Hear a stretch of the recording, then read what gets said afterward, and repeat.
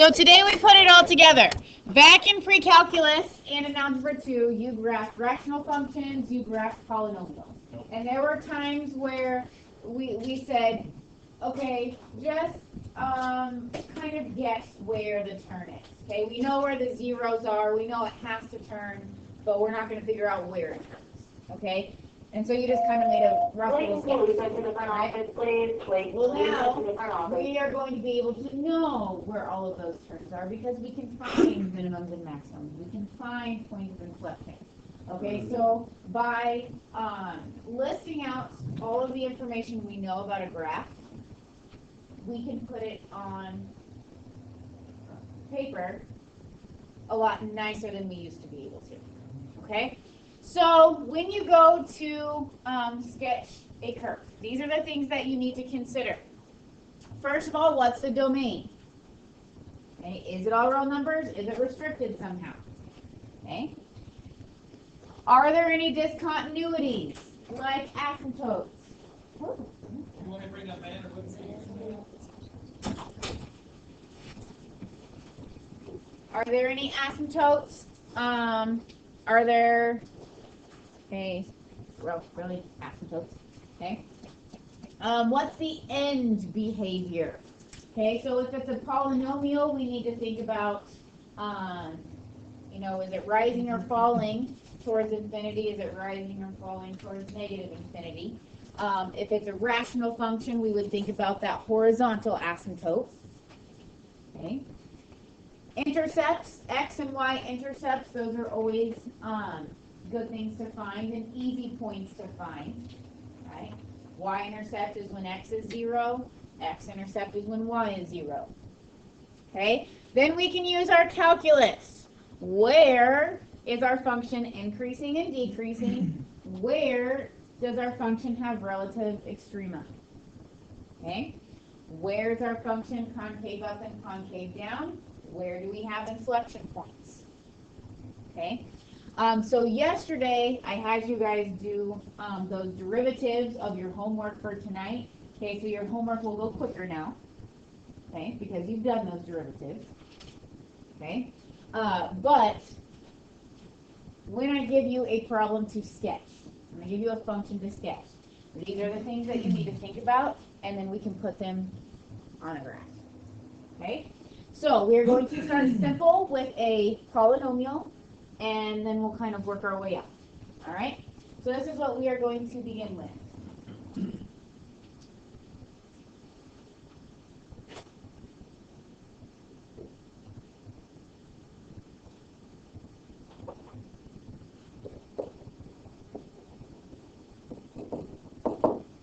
What is the domain? All real numbers. Okay. Are there any discontinuities? No. Okay. So let's talk about end behavior. If we think about the limit as x goes to infinity, what's happening with our function? It's approaching a positive infinity. What about the limit as x goes to negative infinity?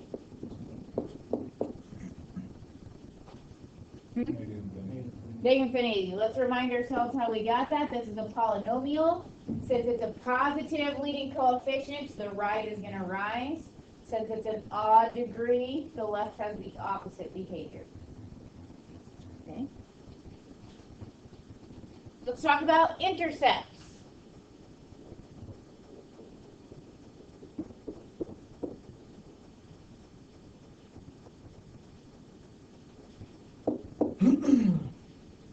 Okay. As far as a y-intercept, what is the y-intercept? Okay, when x is 0. Okay. Solving for the x-intercept, that might not be so nice, right? We don't have a good way of finding it, so we're not going to worry about it right now. Okay? If that was a quadratic, we can factor, right? If it was a nice trinomial. the ones that I think I assigned you in your in the book, you'll be able to factor. Maybe there's a GCF that you can factor out and then factor the rest. Okay. This one isn't factorable. We're not gonna worry about it. Okay. Okay. So that's all of the non-calculus stuff. Let's move on to increasing and decreasing. That is when we need to find the Derivative. okay, first derivative. What is the first derivative?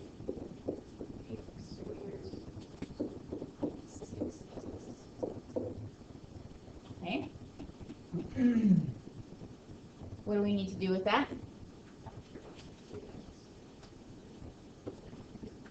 Set it to 0, factor out of 3x, so left is x minus 2, right? So we have critical points of x equals 0 and 2.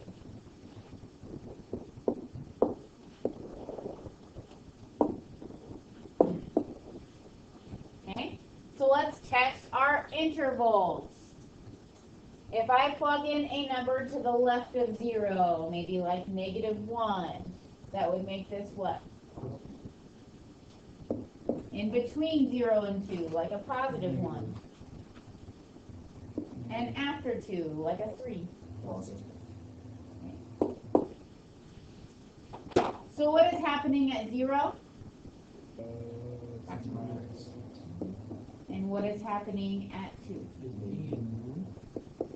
Okay. It is important that we know where these are. So we have a max at 0. Go back up to the beginning, -1. And we have a minimum at 2.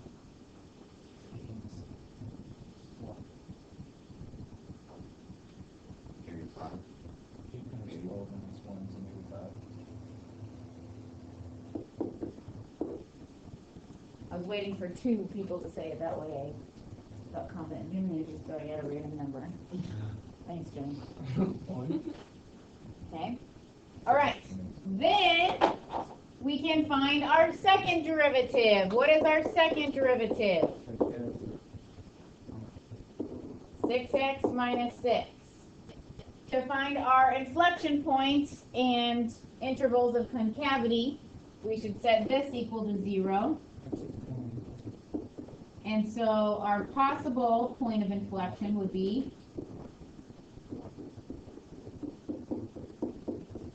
so we can make a sign chart with that.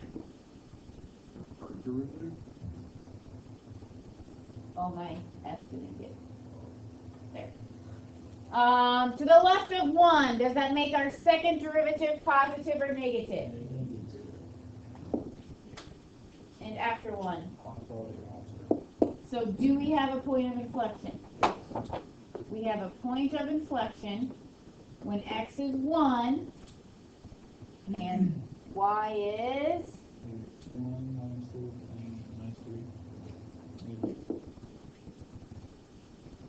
okay. So here is all the analysis. Okay? Now we're going to put this on a graph. Okay? So,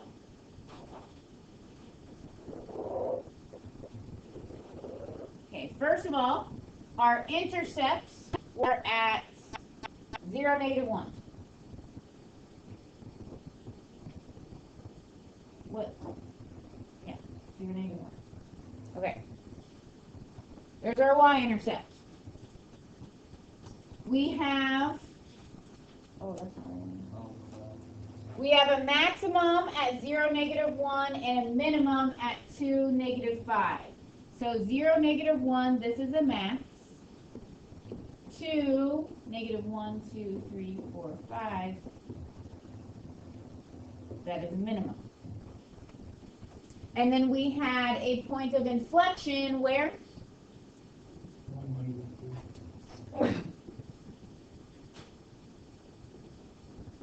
Okay, I'm just labeling these things so I know what things need to look like. Okay, so we are increasing. I keep going the wrong way. We are increasing from negative infinity to 0. We decrease from 0 to 2, and we increase from 2 to infinity. Are we drawing the original graph? Yep. Second derivative tells us we are concave down from a negative infinity to 1, and concave up from 1 to infinity. So let's draw the left side of our curve. Okay? So we have this maximum here at 0, negative 1. So we are going to be increasing and concave down.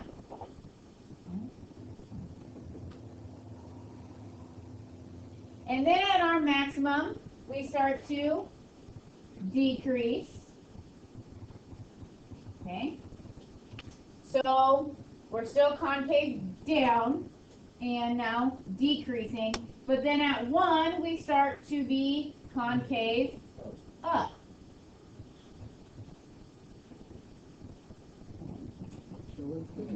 And then at our minimum, we start to increase.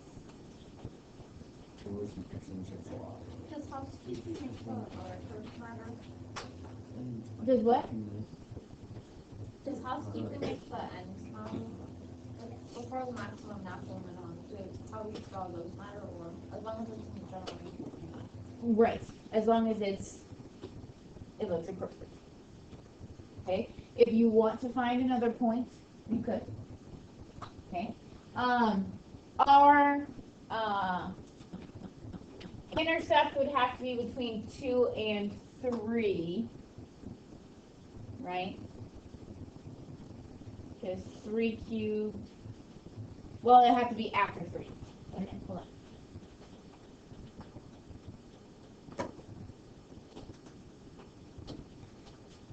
Because what happens when we plug in 3 into that? Anybody? Be a negative 1. So it'd have to be just a little bit after. Just to get the left side to equal 0.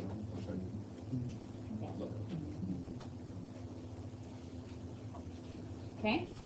So that's what we're doing. It's a lot of work. Yeah.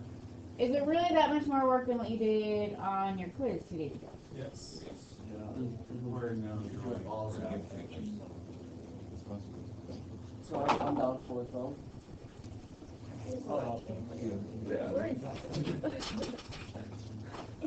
Next problem.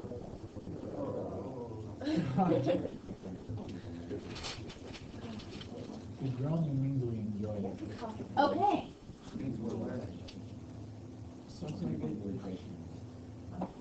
Okay, now why do I hear groaning?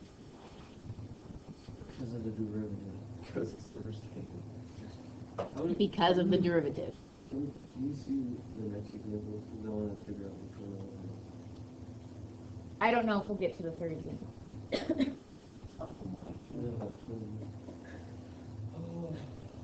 It's a lot know. of work. But I also want to go over our quizzes. So this will be the last example. I don't know. Potentially. But I don't know. Okay. What's our domain? X can equal all other numbers except for plus or minus 2. Okay, we cannot have plus or minus 2 because that would make our denominator 0.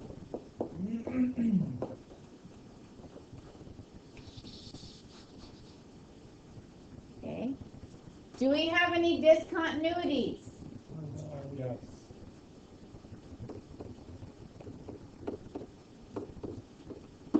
Where do we have asymptotes? H minus 2. Okay. X equals 2 and x equals negative 2. Those are our discontinuities. We can also talk about, okay, a horizontal asymptote would not be a discontinuity. That's kind of what we're going to talk about with end behavior.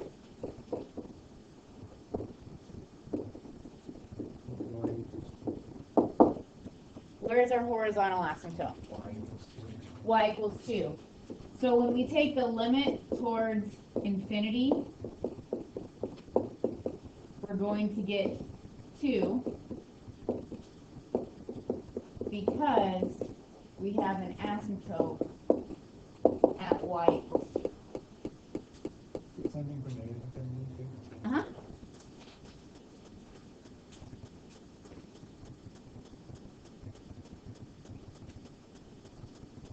Keep it fun. Okay. Intercepts. Zero is at plus or minus 3. What do you say? Zero is at plus or minus 3. Topic is 0 at plus or minus 3. Plus or minus 3. Yep. So, negative 3, 0, and 3, 0. How do you use those? So we would set our, to get our zeros, we put a 0 in for y. Right, so if we put a 0 in for y, we really care about the numerator. So 18 equals 2x squared, x squared equals 9, so x is plus or minus 3. And then, y is, And then if we plug a 0 in for x, the y intercept is negative 2.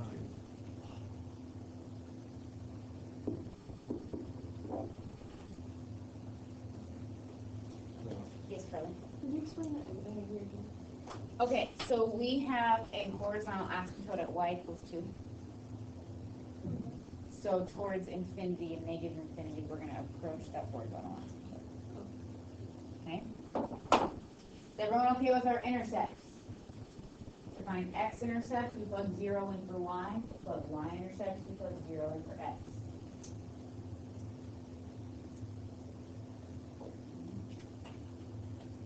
Okay. Yes. Wait, why is that asymptote equals 2? Because it's a rational function, we know there's going to be a horizontal asymptote. And since our degrees are the same, we look at the coefficient. So that's why it's 2. All right, and here's where we get to have fun. Question. Yes. How'd you get the intercept number 2? When we plug 0 in for x, we're left with negative 18 over negative 4. Okay, so now we're going to look at increasing, decreasing, and concavity. So first derivative. So we have, Can you just change it to a partial, please? you can, if you would like. I don't like doing a triple division. I don't like doing quotient. Okay. We're going to do the quotient rule. But if you want to change it to a product rule, you can. We're going to do low. What's the derivative of the numerator?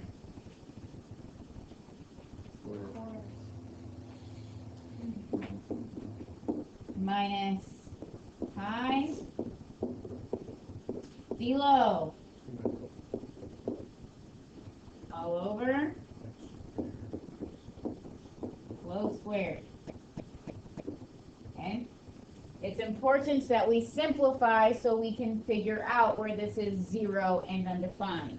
So we have 4x cubed minus 4x squared minus, Minus 16x squared. oh, thanks. Wait, minus 4. 16x squared. She's multiplying the 4x through. Yeah, but where'd you get the x squared? 4x minus 4x. Oh, I don't know why. There's no square there.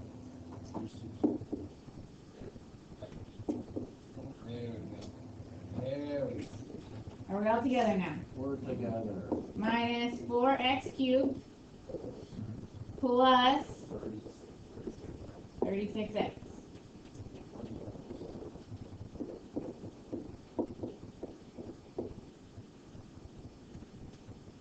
So we get 20x over x squared minus 4 squared.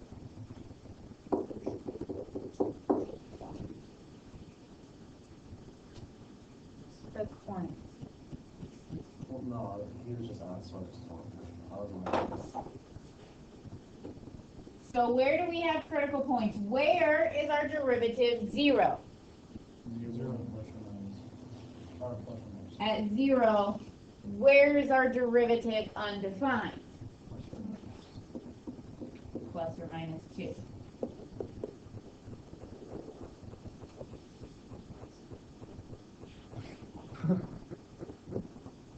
Okay. So let's look at this. Is our denominator ever going to be negative? So when we look at whether our derivative is positive or negative, in this example, we don't have to worry about the denominator. It's really the numerator telling us what's happening. So to the left of negative 2, in between negative 2 and 0, in between 0 and 2, after 2. Okay. So we have a relative minimum at 0,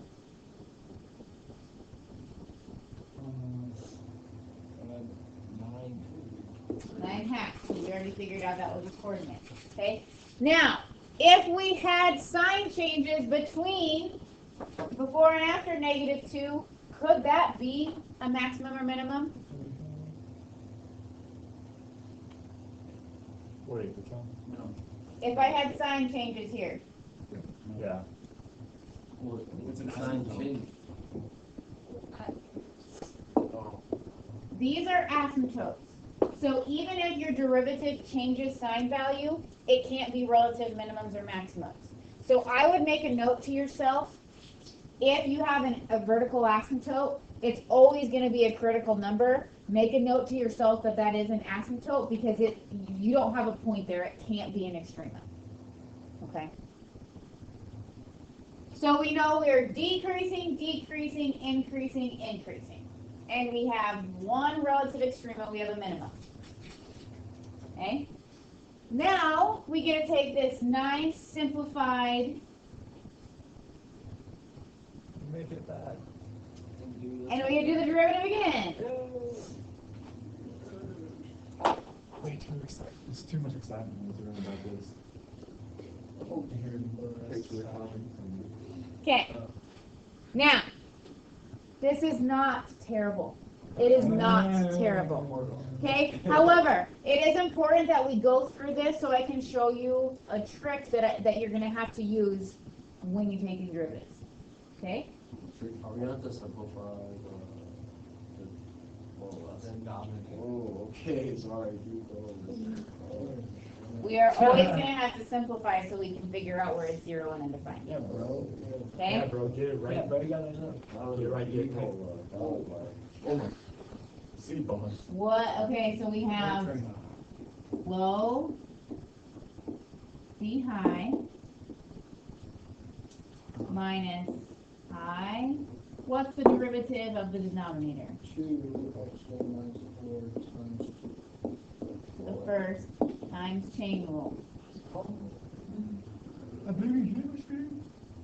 And then we have over low squared. So now it's x squared minus 4 to the 4th.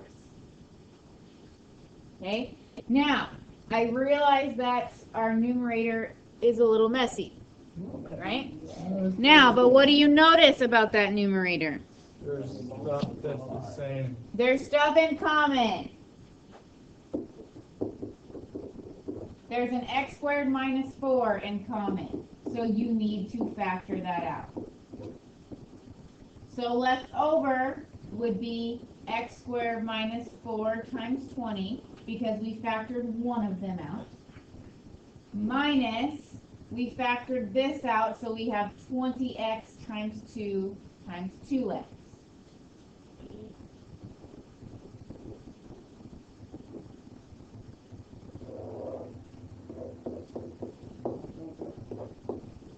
It's not that bad, you're right. Isn't it It's 80x squared, yes. So yes, now this x squared minus 4 can cancel out with one of these. So this is going to cancel out with one of those. So our denominator becomes x squared minus 4 cubed, right? And our numerator becomes 20x squared minus 80 minus 80x squared.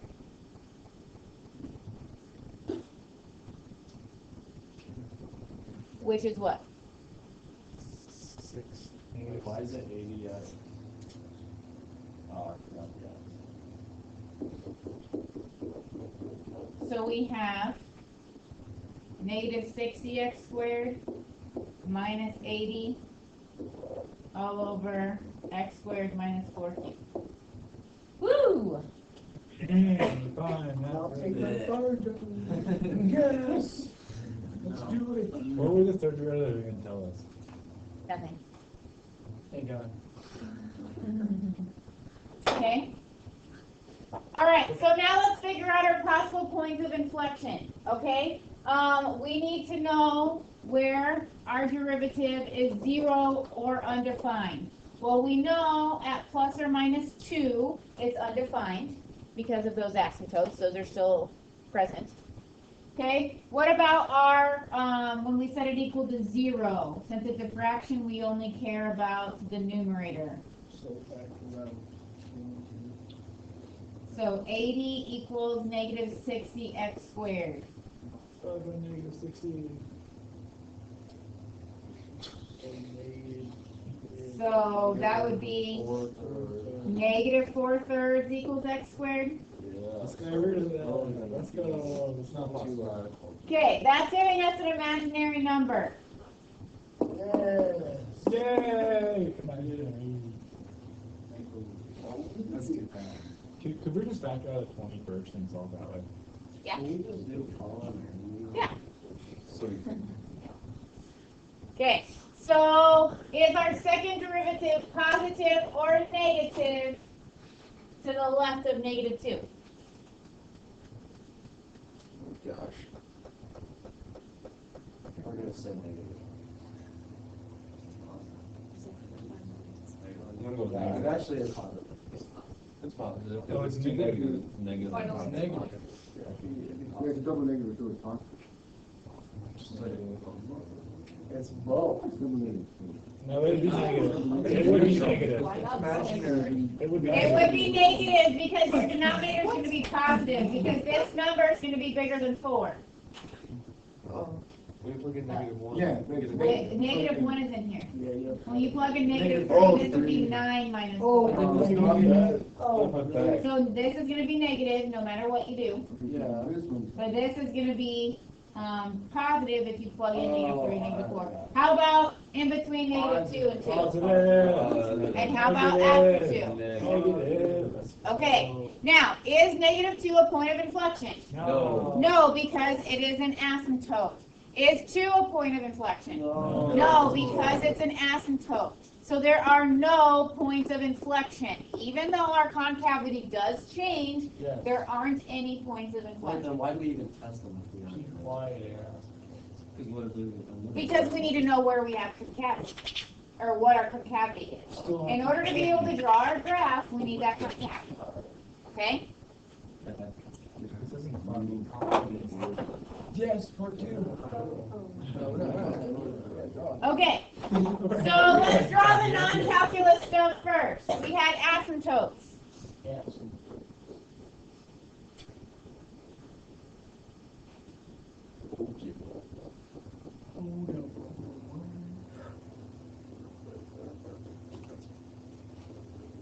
The one. Where's the line? I think there's a one.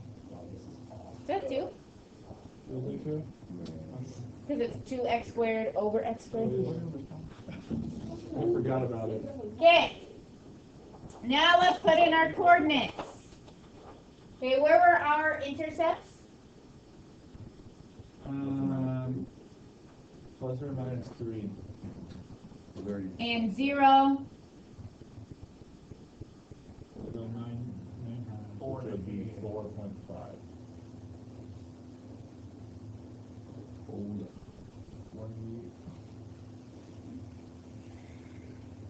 Okay. So now, to the left of negative 2, we are, and Concave down. Nice. We now go through this point. Decreasing and concave down, approaching our asymptotes. Okay? After negative We're not 2. doing the next one. After negative 2, we are decreasing and Concave up. concave up.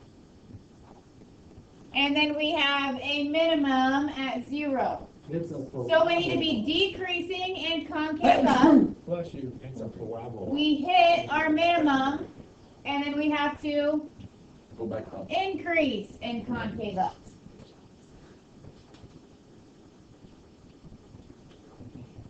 And then after 2, we are, what does this mean? Increasing. And, Concave up. what? Concave Down.